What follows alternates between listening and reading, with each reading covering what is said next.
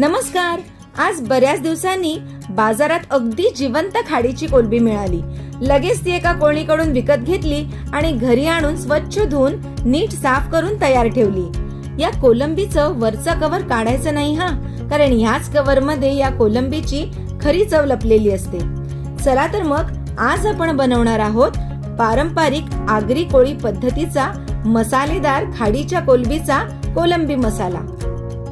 कढईमध्ये थोडं तेल गरम करून त्यामध्ये लसूण, मिरची आणि कढीपत्त्याची फोडणी घालायची आणि आता यामध्ये थोडंसं हिंग घालायचं।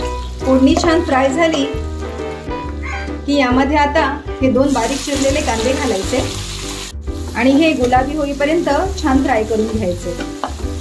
कांदा छान फ्राय झाला की त्यात थोडी हळद घालायची, 1 चमचा हिरवा मसाला घालायचा आणि 1.5 चमचा आगरी कोळी मसाला घालायचा। 1 चिरलेला टोमॅटो घालायचा आणि आता हे सर्व व्यवस्थित फ्राय करून घ्यायचं।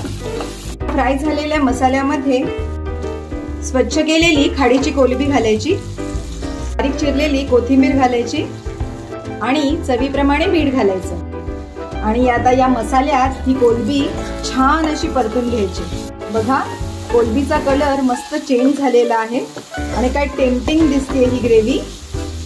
आता यामध्ये अगदी थोडंसं पाणी घालायचंय, 3-4 कोकम यात घालायचे।